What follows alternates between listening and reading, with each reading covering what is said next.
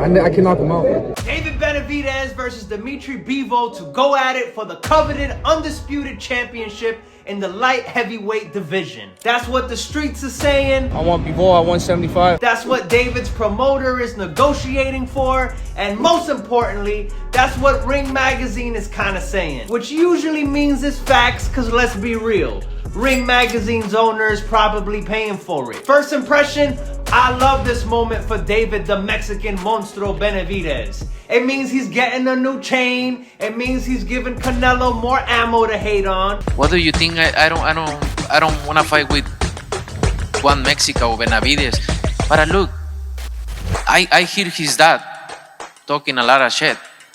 But look, he's accomplished nothing. And most importantly, Mans deserves his shot. David Benavidez was Canelo Alvarez's mandatory challenger for over 2 years, and it never came to fruition. Whether we think Canelo ducked David or David ducked Canelo, it don't really matter. David is exactly where he needs to be right now, at the front of the pack to challenge for all 4 belts. A superstar making moment.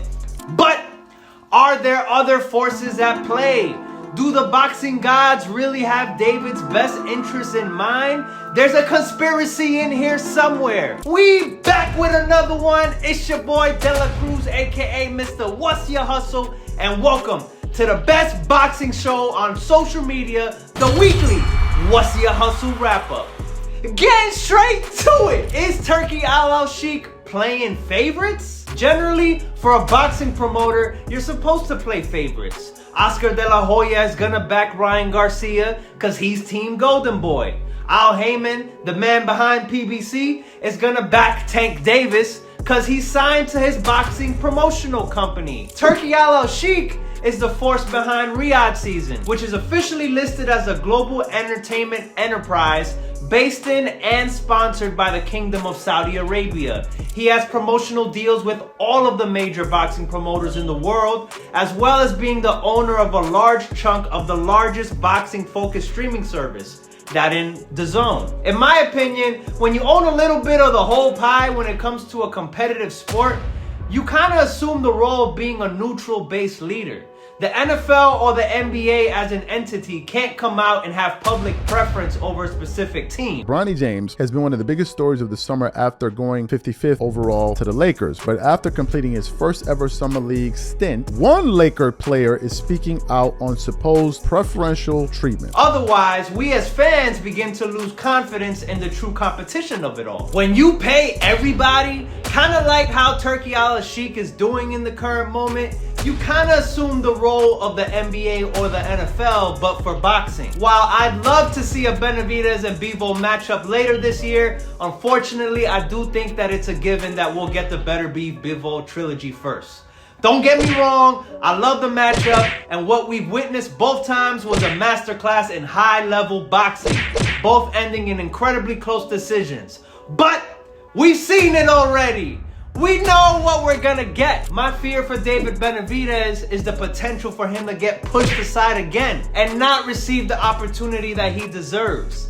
My fear is that if Bivol beats Artur Beterbiev a second time later this year and retains all 4 belts at 175, I could see Riyadh Season build up towards something I don't think we've ever seen before. Canelo Alvarez is getting through William Skull this May. Come on, I think that's a given, which puts him at a 2-time undisputed champion at 168. If Bivol beats Beterbiev, we got an undisputed champion just 1 weight class up from Canelo, who, as we all know, he has unfinished business with. But Bivol showed up and showed out and may have just beaten the pound for pound king. Could David Benavidez's opportunity to challenge for all 4 belts at 175 be pushed aside in favor of a Canelo and Bivol rematch next year? A mega unification for 8 belts at once across 2 weight classes? Turki Al-Sheikh has seemingly made the impossible happen time and time again.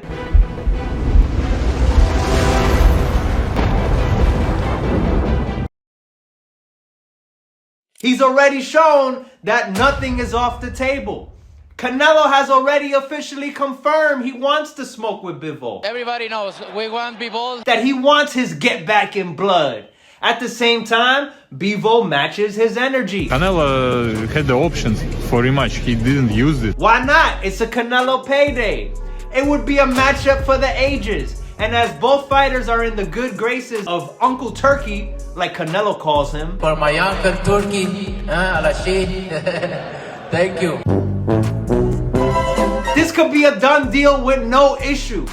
That puts David Benavidez in a precarious position. Canelo fans too that be talking shit, bro. Like, do you guys not want to see the best fights? Right. Mans is finally growing into his position as a bona fide A-side fighter, mowing down opponent after opponent, selling his fights like a true entertainer, and time after time fighting for his spot with the greats. How long will the boxing powers that be make David wait for his shot? How much more does he have to prove? David Benavidez versus Dimitri Bivol in 2025 and David Benavidez versus Canelo Alvarez in 2026. Let's make it happen. And that's that on that. It's your boy, Dela Cruz. Support your boy at whatsyourhustle.com. And remember, in life, the only way to get to it is to go through it.